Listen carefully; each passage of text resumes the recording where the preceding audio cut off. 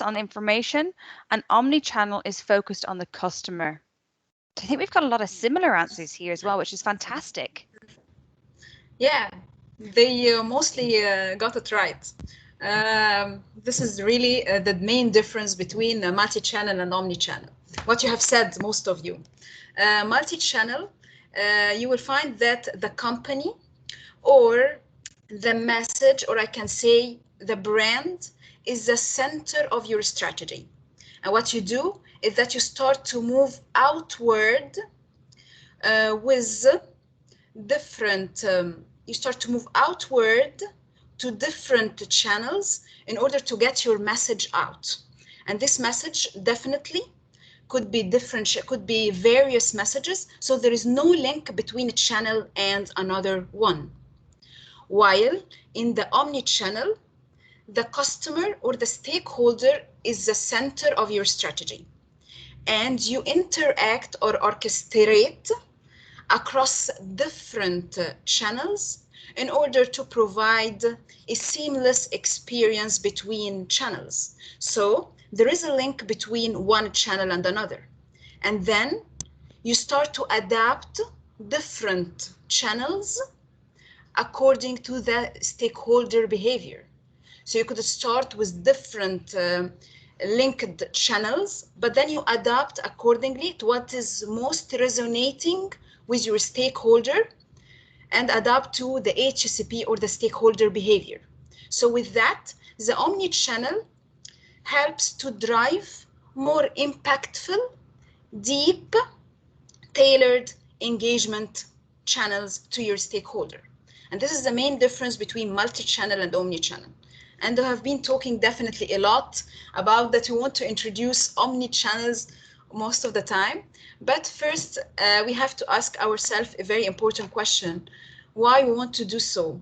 Is there a need or not? If there is a need for that, definitely omni-channel could be a very good solution for you. So this is my slide that I'm going to share with you today, how we did introduce omni-channels in Egypt. It's a busy slide, but I'm going to try to be brief as much as I can.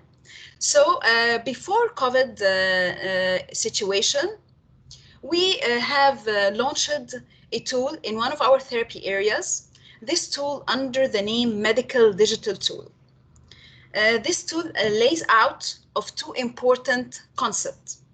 We wanted to get analytics from our interaction with our stakeholder, and at the same time, we wanted also to have more interactive experience with our stakeholder while engaging with them. So we want to move from just sharing a static message into more of interactive, engaging message. And with that, it came the idea of the medical digital tool. We have used two things. We have used Gizmo survey in the tool in order, as I said, to provide analytics. And then we have also used an audiovisual aids in our content delivery in order to drive knowledge retention. Well, what we have done at that time is that we have prepared the list of algorithm questions, as you will see here. This is the algorithm questions, where you'll find, for example, the third question depends on the second one, the second question depends on the first one, and so on. So it is an algorithm questions. And this is built on a Gizmo survey platform. And then you send the link to your HCP, or you could take also the discussion with him in the one-to-one interaction. You ask him to open the link, and the HCP is going to select the needed question or questions. Once he selects, the second page he will receive, or the second interface, will be a customized answer to his question, but as I said, in a form of audiovisual aids to drive knowledge retention. So how did this tool help us? Definitely, this tool helped us in two things. Definitely, it was a different way of engaging our HCPs. And at the same time, we got a lot of analytics from it because we were able to understand what are the commonly selected questions from our HCPs, which means those are the common gaps, and also what are the next needed scientific questions they would like an answer for, because also we have asked that question in the survey, in the Gizmo survey.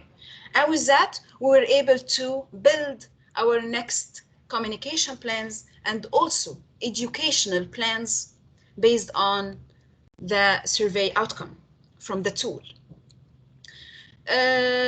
So it provided us with a real and instant insight from our medical experts. And as I said, it was also not something, it was something independent, because it was not influenced from the person. It's not in just a one-to-one interaction where you might provide more leading answers to the question, but it was more independent. They have to open the link, and he is sitting alone. He will open the link and will answer independently his needs or her needs. So that was the medical digital tool. After COVID-19 situation, definitely we wanted to benefit more from the Gizmo surveys, because we have seen the benefit of it. So what we have done at that time is that we used the Gizmo surveys for two things. First, we use Gizmo survey with our newly joined MSLs, who are all whether newly joined or joined in new therapy areas, because they wanted to establish a baseline with their HCPs. So they wanted to uncover independently, as I said, uncover the HCP behavior. And with that, they could be able to tailor their next engagement plans and communication plans accordingly. So we have used the Gizmo survey for that. And also we have used Gizmo survey 3.5 months after COVID-19 situation. Why? Because wanted to understand the level of satisfaction from our virtual approaches. We have used for almost 3.5 months after COVID-19 situation, a lot of different approaches, different omni-channel approaches with our HCPs, from Gizmo surveys, as I said, from you will find also newsletters, Medscape, e-publications, virtual group discussions. So wanted to understand the level of satisfaction of our HCPs to this different channel of approaches, the different approaches, and at the same time wanted to ask about the future. So this Gizmo survey helped us a lot to modify our next plan, and at the same time to plan for 2021. So for example, we found that 65% of our HCPs, they are asking for more small group discussions and 1 hour discussion. They found this is the most impactful and also the most suitable virtual setup for them. And also we found that 85% of them, they are asking that the 1 hour discussion is the most impactful one. We found that from 30 to 40% of our HCPs, they are more into email exchange, email messages, and also e-prints, publications, and so on.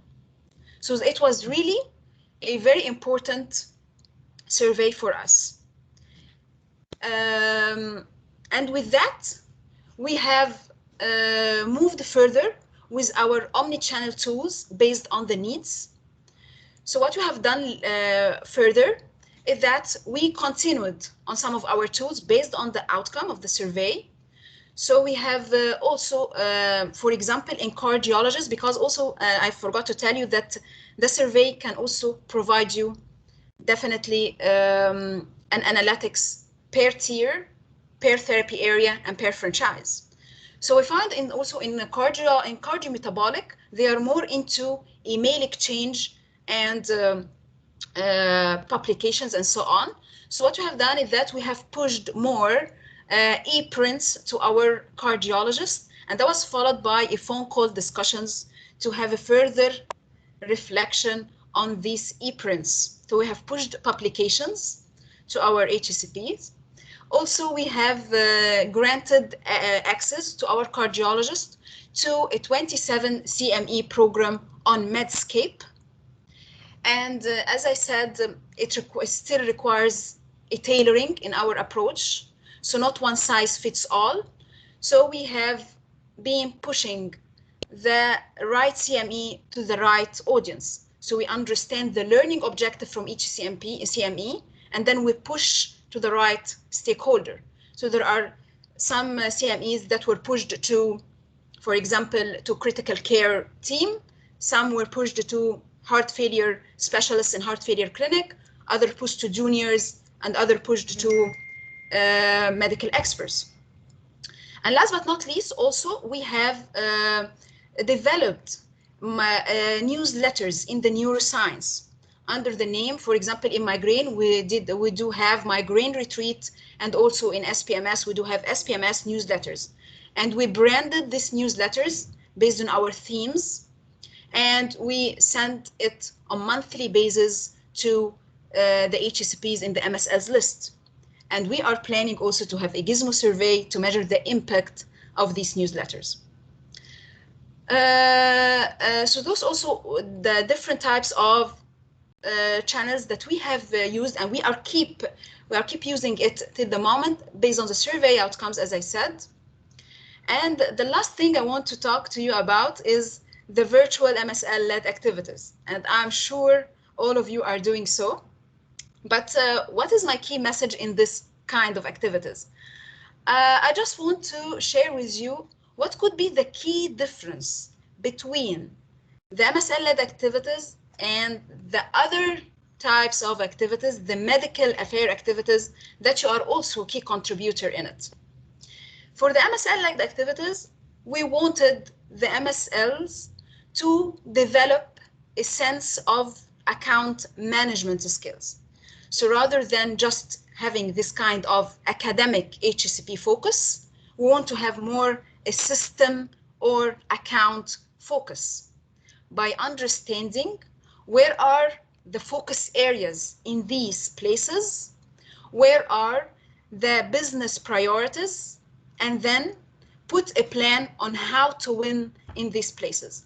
So in brief, for example, the MSLs will have a more local approaches and targeted and segmented approaches, while the medical affair plans will be more a national and mass approaches. So what you will be doing is that you will be having this kind of targeted or local approaches to increase the readiness of different stakeholders so they could be eligible to be enrolled further in the national medical affair plan. So let me give you an example for that.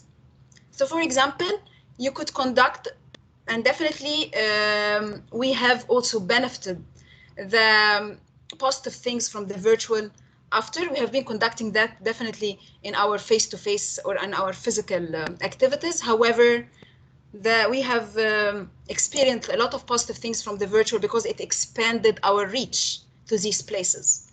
And we were able to have constant engagement with them. So, for example, in multiple sclerosis, their business priorities go to key universities. So they have a plan under the name School of MS or SPMS Voyage, targeting key universities. And in Roma and Derma, they do have Spa Armor or Derma Armor. Why? Because their business priorities goes to key accounts. So they target the key accounts. And in heart failure and retina, we do have Magnify and Retina Pace because their business priorities go to a specific segment, key medical expert or rising stars. So you will see that in each therapy area, they do have different focus area or different business priorities. But as you will see, the virtual helped us to expand our reach to more universities, more accounts, and definitely sit frequently with our medical expert and rising stars. And at the same time, it developed this kind of account management skills rather than only focusing on the academic management skills, academic HSCP management skills. This is my last thing I want to share with you. And my last message to you is that, as I said, definitely all of us want to introduce more and more omni-channels. But for sure, we are all sensing an initial steps in that, and we are all in the learning phase. But if we are all going to decide to have more and more omni-channels in our therapy areas, in our CPO, whatever, we need first to understand is there a need for it or not. We need to understand what are the communication preferences of our stakeholders, so we could be able to have a tailored virtual positive experience that can match stakeholder needs. That's it. Thank you so much. Thank you so much, Nancy. That's fantastic and really fascinating and interesting to see how we've evolved things in recent years. There's been plenty of questions coming in the chat, so we may actually take a couple now, so we don't miss them before the our other speakers. So we've got one from Andrew. So it's a very difficult question for you, Nancy. What is NGE, next generation engagement? What is that next step that we're looking to take moving forward from OCE? Yes, it's a good question. And as I have said, we are all in the learning phase at this stage. So I believe the next generation engagement will definitely link it in a way or another to the omni-channels for sure, but I think it will not going to be only related to omni-channels. I think the baseline for it will remain understanding our external stakeholders, what are their needs. So I believe we will take some part, if we would like to move to this kind of next generation engagement, we will need to take some part in the analyze phase, I believe. Maybe by the usage also of Gizmo survey, by definitely Encore system also will help us in that, because there are a lot of things on Encore or the CRM that can help to have a better understanding of our stakeholders. But I think we need to take some time in the analyze phase, and then accordingly, we could be able to put in place the right next generation engagement that will not only meet Novartis needs, but it definitely will meet also the stakeholder needs. So it needs to be at the end, it will remain like what we have talked about in the full 3 hours. You still need to definitely map the system, map the stakeholders to have this kind of next generation engagement. So it's not only omni-channel, but it will play a very important role as well. Absolutely. Thank you for the question. You've summed it up beautifully, Nancy. Got a question here from Vasanthan as well, and that's around handling or managing medical experts who are not comfortable in digital engagements. And I've seen a couple of comments regarding that as well, but interested to hear your thoughts specifically around handling those MEs who aren't comfortable with the digital engagements. So the question is related to those who are not comfortable, right? Correct. Yes. Again, I think maybe we can, any other one of the audience also can share with us their thoughts about that. But from my point of view, we will reach also to stage where we are going to cluster our stakeholders for those who are digitally naive and those who are digitally savvy, because this is also part of the things that we are going to build all our digital engagement plans accordingly. So for example, in the MIP, we still don't have a specific criteria related to who are those digitally, as I said, who are digitally naive and who are digitally savvy. But I think we need to add that in the MIP, because definitely that will help us to cluster our HSPs and tailor our engagement accordingly. So I don't think that again, not one size fits all, and we will be going to have a tailored approaches across our stakeholders. So I don't think you still have to do something to push for it with those who are not comfortable. Maybe you will try to provide him with a sort of a positive experience. Yeah, maybe you could just try several times with him. Yeah, I mean, at the end, you should not give up easily. But once you have tried a lot and he's still not comfortable, I think this is from the one who is going to be clustered under being digitally naive, and he is also going to have another types of engagements. Absolutely. And it's all a journey. We're not going to get everyone straight away buying into this way of communication, particularly around digital, but it's understanding. And the more you understand, the more you may be able to sway as well and fit, as you said, Nancy, to their needs and have very tailored approaches. Thank you so much, Nancy. I'm going to hold off the rest of the questions for that Q&A session, but that was fantastic and really appreciate it. So thank you so much for sharing and for volunteering your time as well. Thank you.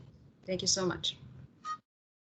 Okay, so now, unfortunately, Shar can't be with us today, but she has sent us a video on her behalf for her wonderful talk. And this is in conjunction with Ken as well. So a big thank you to them both up front. I'm going to share my screen. So as usual, let me know if you can hear it before we kick off.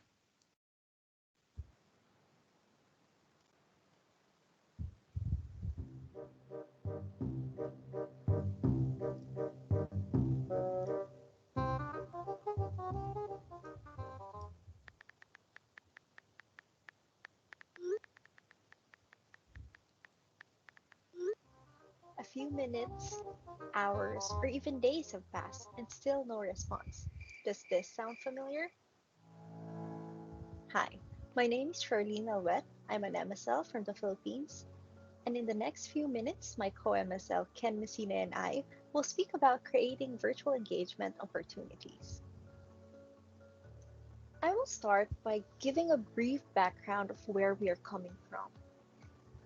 So meeting and gathering people in the Philippines, especially for large groups, requires intense strategic planning. That is because we are an archipelago. We are a group of 7,640 islands. And with that fact, it is easy to assume that people will be more amenable and adaptive to virtual meetings and gatherings. However, that was not the case. And with the majority of our doctors forced to close their clinics and stay at home, that seemingly additional time gave them the opportunity to be with their families, or do hobbies, or other recreational activities. Some also took this as an opportunity to focus on their other roles, such as administrative posts in hospitals, societies, or the academe.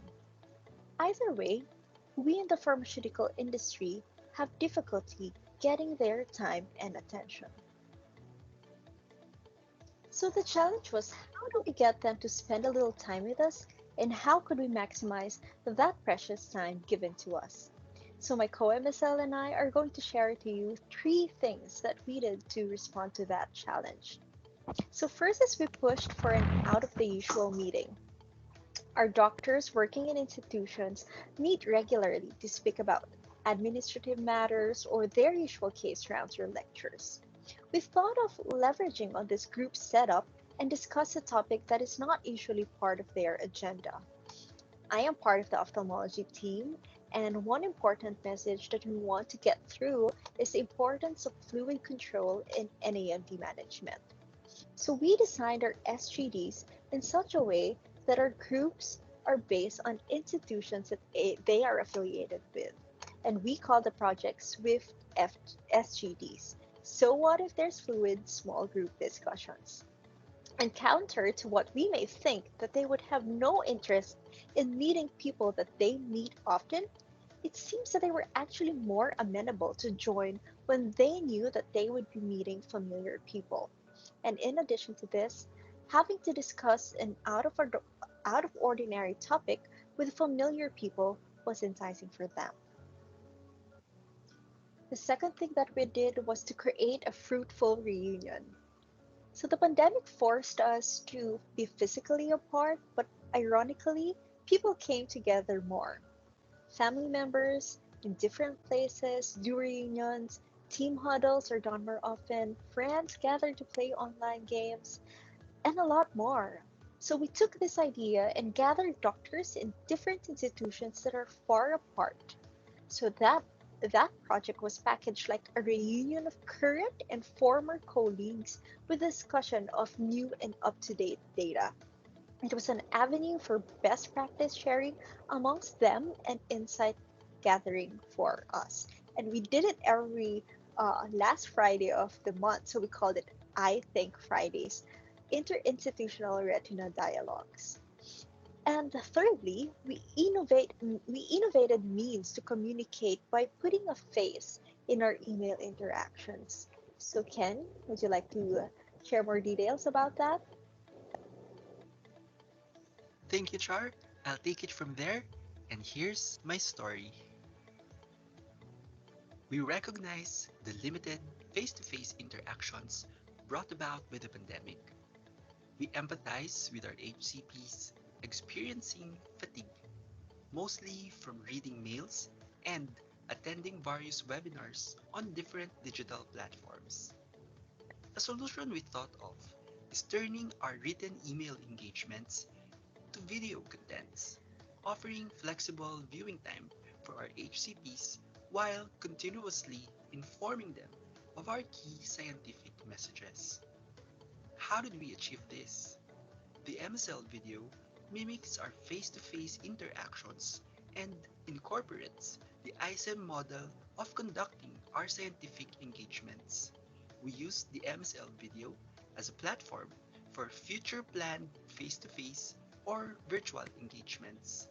With the MSL video, we have kept our MEs informed and curious about what more data we can provide them.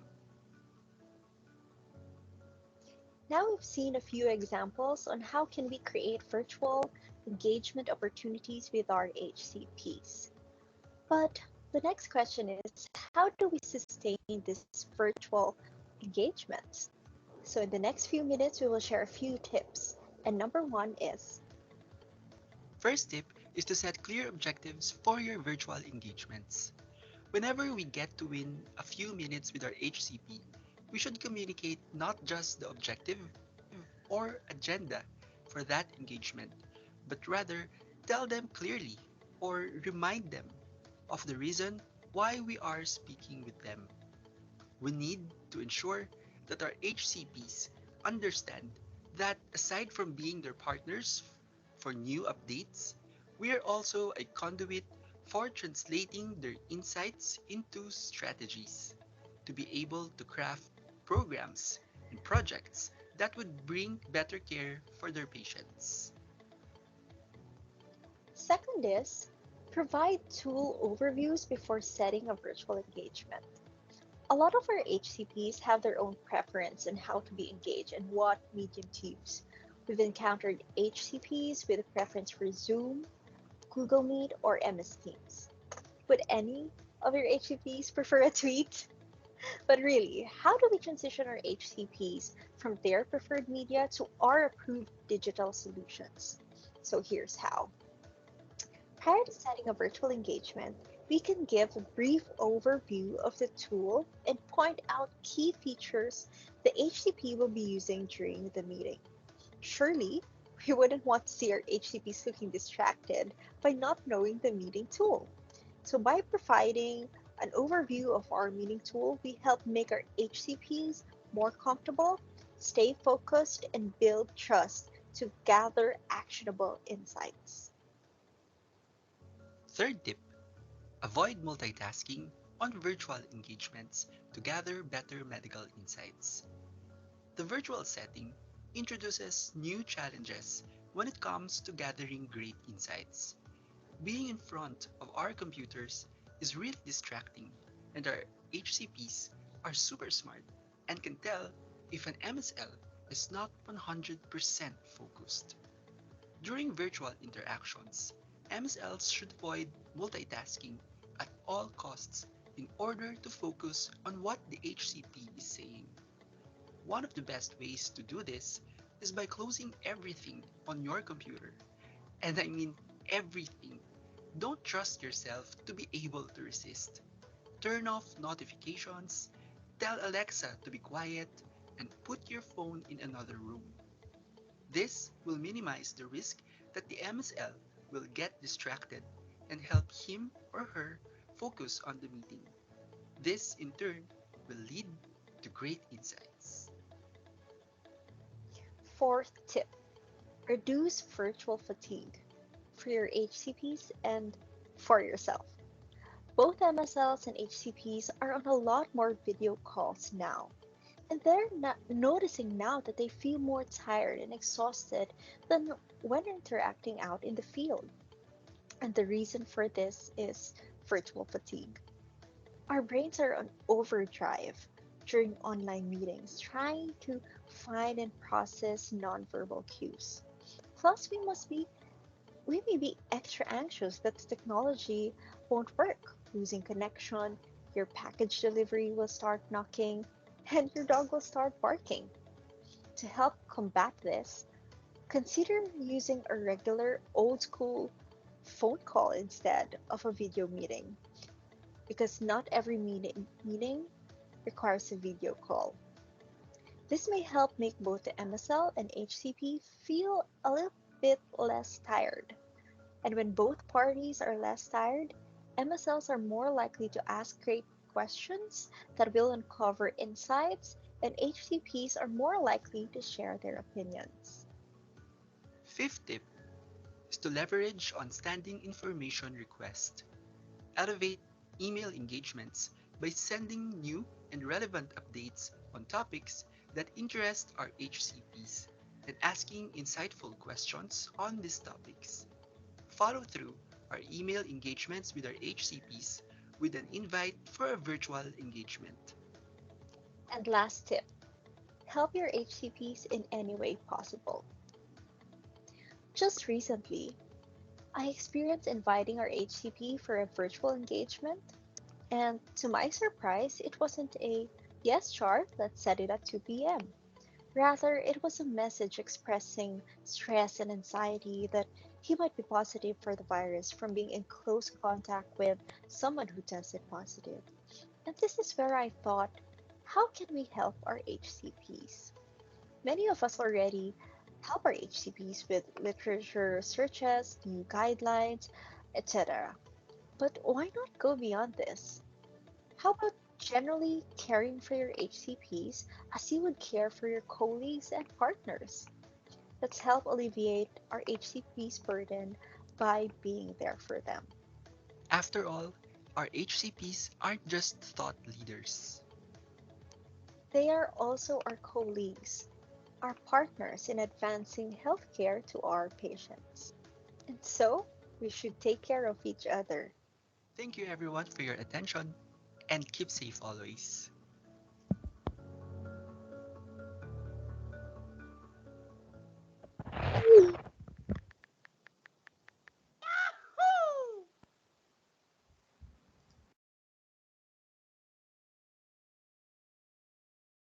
Wow, wow, wow. I think I have goosebumps from watching that video. It was fantastic.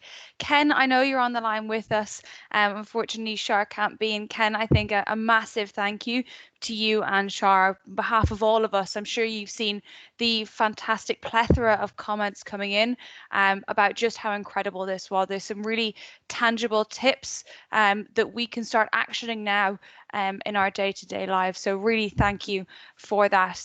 Ken, I'll get you to join in our Q&A shortly. So thank you.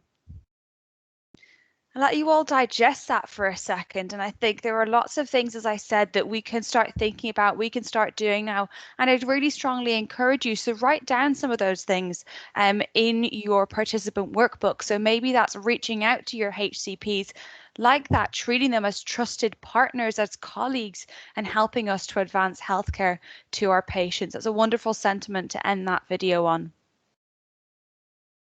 Without further ado, though, I'd like to welcome to the virtual stage William, who's going to talk to us as our final speaker on securing virtual engagements. William, over to you.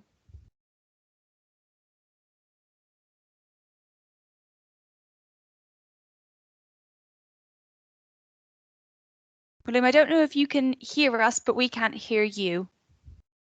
Maybe you're on mute.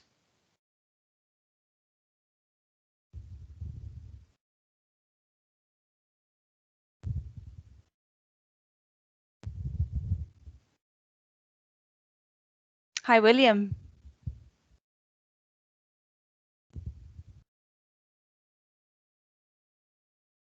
So maybe while we wait for William, maybe perhaps he's having some tech issues with joining through the audio. I'd like Hi, you to Sarah. start. Can you hear me? We can. Fantastic. Sorry. No problem. As usual, there's always tech issues.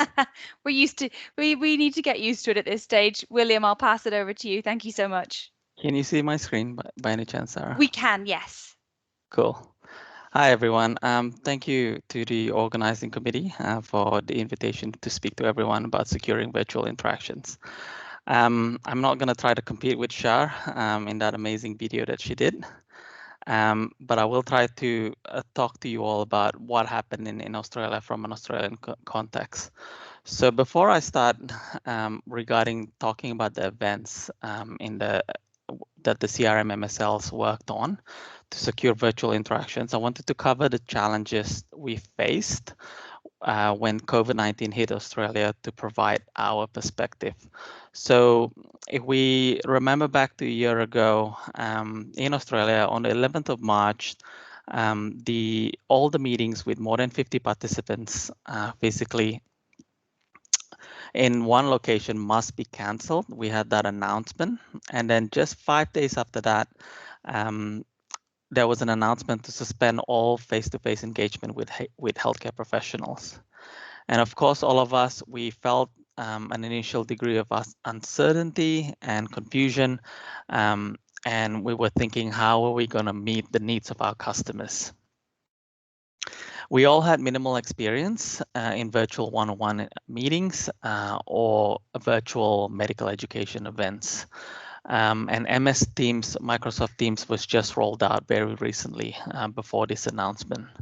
So we were all wondering, how would Novartis continue to engage medical experts, gain insights, and provide medical education? So I'm going to talk to you all about the MSL-led events with the CRM team that happened. This is just a taste of what we did last year, and I'm going to be focusing on the Pocket Advisory Board. So what are Pocket Advisory Boards? So normally advisory boards are usually run around once a year. They're normally done by the medical advisors, and they normally consists of tier 1 customers, or what we call national or international influencers. Now, online discussion forums are something that's gaining a lot of popularity. I guess if we think about something like Reddit, and something that we are all familiar with, Yammer, is something that we currently already have within Novartis that is secure and ready-made for external users, and it can be adapted for external users. So this was something that was pioneered by Rob Walker, somebody from the neuroscience team. So essentially, Pocket Advisory Boards are an advisory board utilizing Yammer as a platform to post discussion questions at a given interval. Now, as I mentioned previously, COVID-19 impacted the ability of us MSLs to meet our customers and gain insights. So there are a number of advantages that the Pocket Advisory Board gave us, and these are flexibility, timeliness, and democratic voice. So in terms of flexibility, because COVID-19 was very impactful for our medical experts, they were very busy at this moment in time. Having something that is on a Yammer platform that can be accessed through their mobile device gave them the flexibility to answer discussion questions when they see fit or when they have a spare moment to do so. In terms of timeliness, sometimes if you do the advisory board at one point in time in the year, you might be discussing data that has been released several months before that. So doing it this way, then you can ask insight questions essentially as soon as data is released. And in terms of the voices that they are able to say, some HCPs are more vocal than others in the traditional advisory board sense. And in this instance, you can have essentially all your advisory board members to be as vocal as possible in a YAMA setting. So I'm going to provide you all with two examples of what we did, and both examples are a little bit different in the sense that one of them is for a marketed product, and the other one is for an upcoming launch. So this particular example is for a marketed product at the moment. It's for Entresto, and we are targeting tier 2 cardiologists. So if you're all aware, Australia is split into states and territories. So we're looking at customers who are state or territory influencers. So the MSLs in this instance nominated who they think are state or territory influencers. And we ended up with 6 cardiologists who participated in this advisory board. So we had one discussion question posted every 3 weeks, starting from July 2020 all the way to December 2020. And we ended up with 7 questions in total. And the reason why we did this is that we're trying to understand how our cardiologists sequence ARNIs, which is our product, and our competitors, which is the class of medications called SGLT2 inhibitors. In the previous slide, I talked about timeliness of gaining insights. And to provide an example of how timely we were able to post questions, there was a data readout on one of our competitors at the largest congress in the world for cardiology. And we were able to post a discussion question on the day of the data release to get our ME's insights. And I guess that just goes to show in terms of timeliness of gaining insights. Now, the next example is this is a pre-launch pocket advisory board. Again, it's with tier 2 customers. In this instance, we had 8 cardiologists participating. Now, this one is one discussion question every 2 weeks, and starting from October 2020 all the way to March this year. And we can have about 10 questions in total. And I guess you can see from here the difference between the previous pocket advisory board, one question every 3 weeks, and this one having one question every 2 weeks. So as I mentioned, the reason for this is a launch preparation for a new indication for Entresto. Now, we found the right formula in this particular pocket advisory board, taking the learnings from previous pocket advisory boards and applying it here. And I'll discuss that in the next slide. So some learnings that we got from doing this activity is that there was a steep learning curve to using YAMA. There was delayed access with regards to contract signing.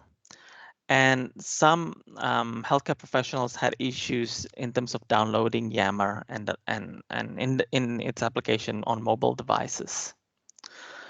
And some responses were received outside of the window that was allocated for that particular discussion question.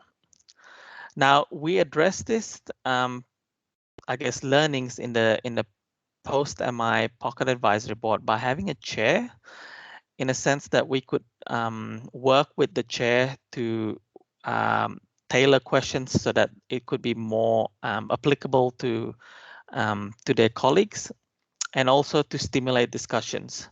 We had a kickoff meeting in which all the healthcare professionals can, I guess, discuss on get the expectations on what's going to happen in the pocket advisory board, but also download YAMA and also iron out all the issues that they may have with YAMA.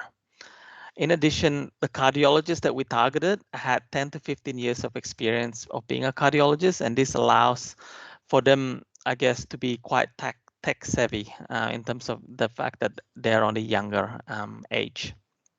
And lastly, the chair was able to post some summary discussion of these discussions at the end of every discussion questions. And this allowed all the cardiologists that are participating to review that to have a closure on each discussion question. And from this, I guess we had an enormous amount of insights that we were able to gather, and multiple virtual engagement opportunities, I guess, for the MSLs to check in with the MEs on how they were finding it and gaining feedback, and also discussing about other data as well. Now I'm going to talk about essentially all the other events that we had throughout in 2020. So we started off with the cardiac care in the COVID-19 pandemic. So all of these events that I'm going to be talking about are all steering committee led events, and they've all chosen the topics and speakers. So the first one, we were able to work with the South Korea CPO to get their professor to come in and share their learnings of COVID-19 with our healthcare professionals. Secondly, we ended up doing a experts forum, is what we call it. So basically, we're inviting a very niche amount of customers, maybe around 20 people to 20 to 25, so that we could have a virtual discussion forum. And we ran 3 of them throughout the year. And you can see from the topics there, not only did it help our healthcare professionals, but it also was strategically aligned to what we needed to talk about. And then lastly, here you can see on the screen, we had a Women in Cardiology virtual journal club. So cardiologists in Australia, in terms of women, only make up about 15% of cardiologists. And this was a forum that we were able to engage with the president of the Cardiac Society in terms of having an agenda put together to disseminate information to all the female cardiologists who were able to attend in this virtual journal club forum. So hopefully this gives everyone some kind of ideas on events that they could run. Secondly speaking, now you can see that as in Australia, as the community transmissions of COVID-19 decreases and restrictions are lifted, we have more opportunities to do face-to-face engagements.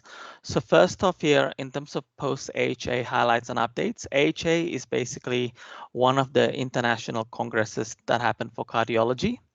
We were able to have a chair and 3 presenters in a live studio presenting virtually on a number of topics in the state of New South Wales. So this, you can see here now we're starting to have I guess a mixture of virtual and face-to-face engagement. And then Trent Reardon, which is somebody from our team MSL, who you've heard talking about SAC last week. He did an event called the Queensland Heart Meeting, in which he had face-to-face engagement, which I think, if I'm not mistaken, is the first one last year to ever have done another face-to-face engagement. And then he combined that with a virtual meeting. And this was really successful to see a hybrid-like event. And I think this might be the way forward in the future.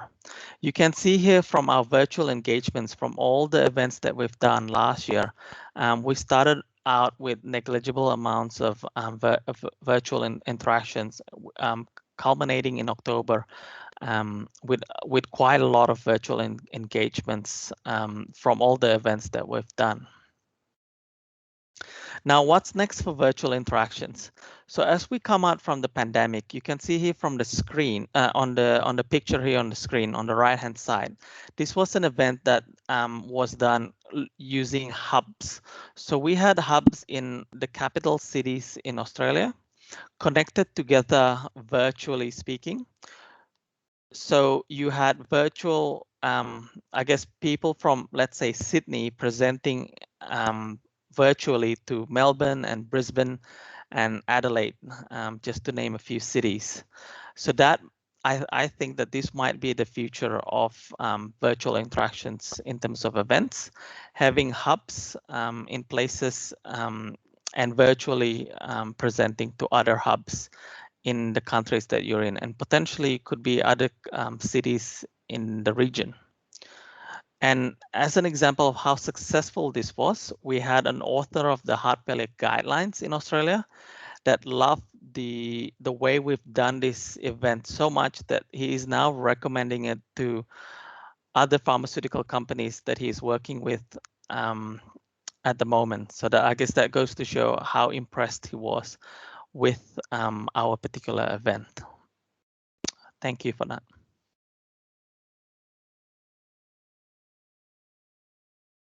William, thank you so much. It's fascinating, and what a wonderful story you've told as well of the journey that Australia and you all have been on in the past year. It's fantastic to see as well that you're shaping and influencing what's also happening, not just in Australia, the Australian team, but in the industry as a whole. And that final message is such a powerful one as well. I'm seeing lots of compliments coming through in the chat, so really well done. We're running a little bit short on time, everyone, so we've got just about 5 minutes for a Q&A. Maybe I could ask William, Ken, and Nancy to come off camera, and I will see what questions we have in the chat. Nancy, we've got one for you to kick us off, and this is back from just after when you spoke to us. This is from Ahab, and he says, one of the key components of omnichannel is social media. Don't you think that pharmaceuticals in general are lagging behind in those channels instead of inventing new ones? And how can we use them in reaching our HCPs? And maybe, William, you might have something to add to this as well from the Australian perspective. But Nancy, I'll pass it to you first. I agree with you, Ihab, to a great extent, that Novartis is still lagging behind the usage of the social media in our omni channels, in utilizing more on the usage of omni channels. I think how we could overcome that.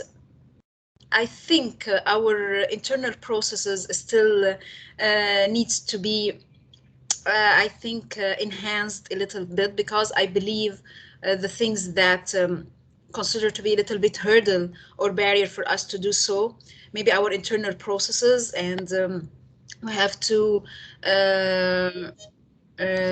go through a lot of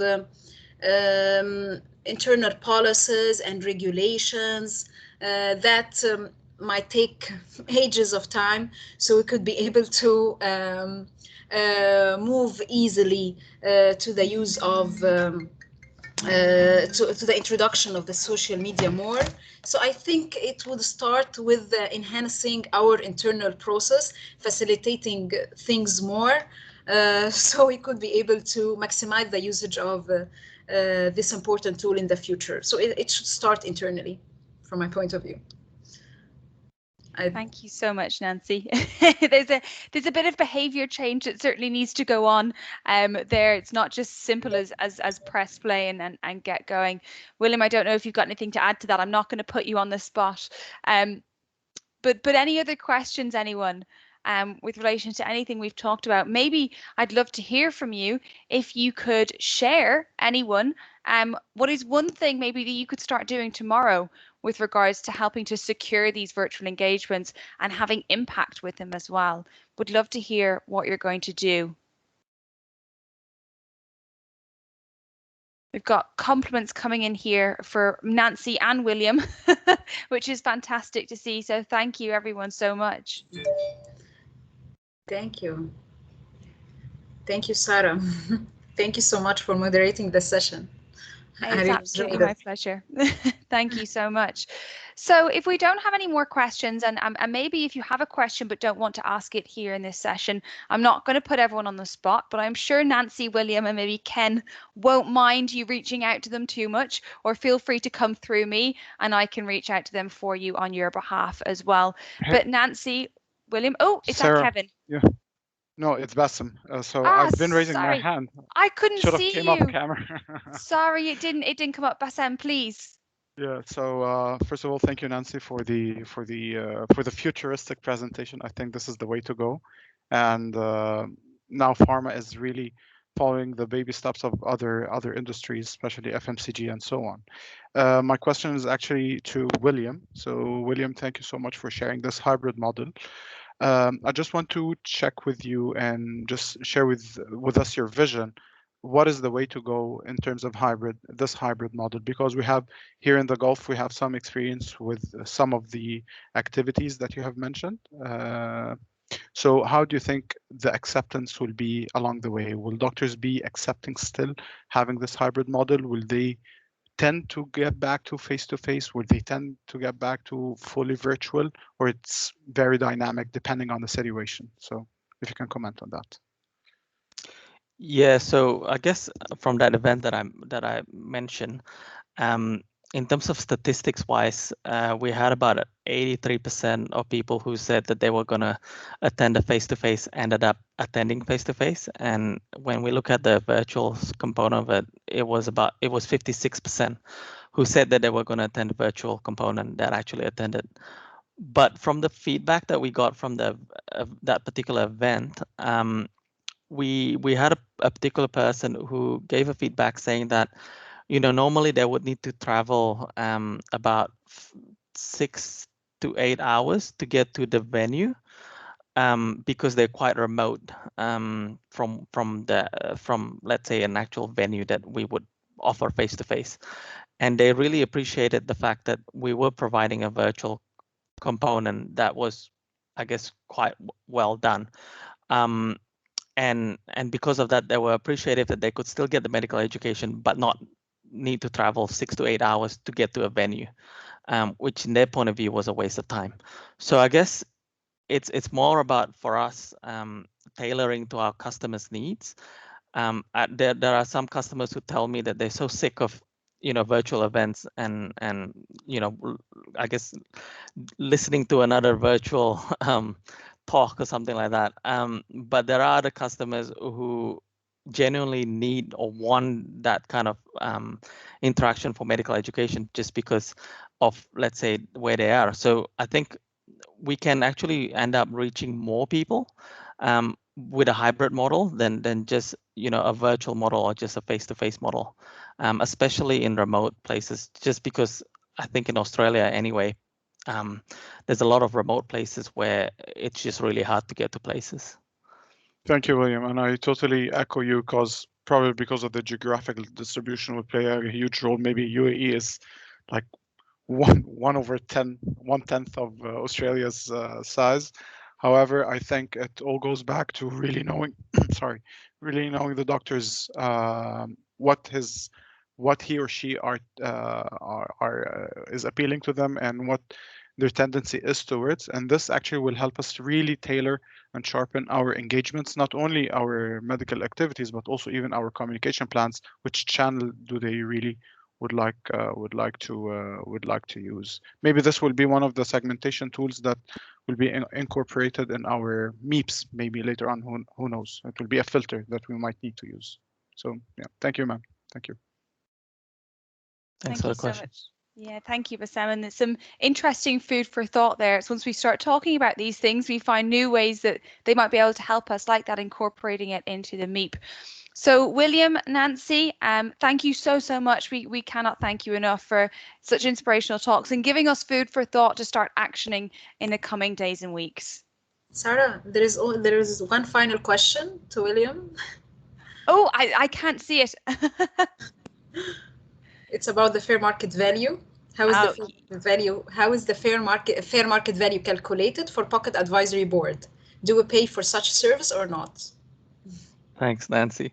So I think the question came from Vinay. So yes, it's definitely not for free for the healthcare professionals.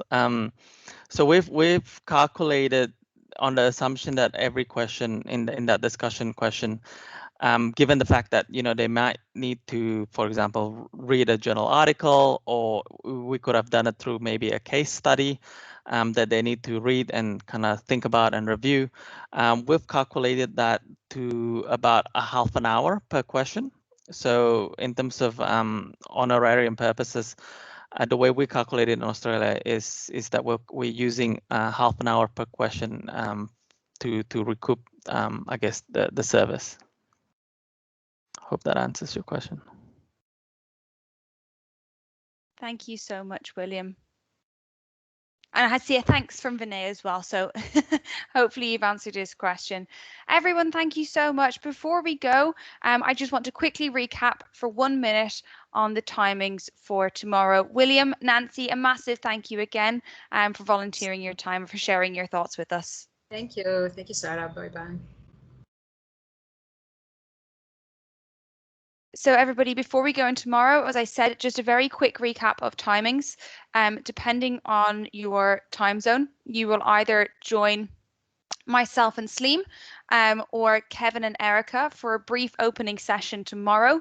And then this is the timing for your role play. So as I said, 20 minutes for a visit and 7 minutes for that group feedback, a short break before the next visit commences, and that first MSL is coached in a separate coaching breakout. Managers of MSLs, I will ask you to call that MSL. We're not going to send you a specific group chat. We're leaving it to you to call them. Tomorrow, everyone, you will receive the flow messages. MSLs, you are familiar with this from last week. For managers of MSLs, you will receive a personalized message in your MS Teams with a link to your chat. Again, this will all be recapped for tomorrow, but just to give you a warning in advance. So a massive thank you to all of our wonderful key speakers today. Really have given us something to think about for the weeks ahead, and something perhaps to start actioning on tomorrow during the full ISEM role plays. Have a wonderful rest of the day, everyone. I'm very much looking forward to seeing you all tomorrow, Wednesday and Thursday. Thank you again. Bye. Bye. Bye. Bye, Sarah. And team, take care. Have a great day.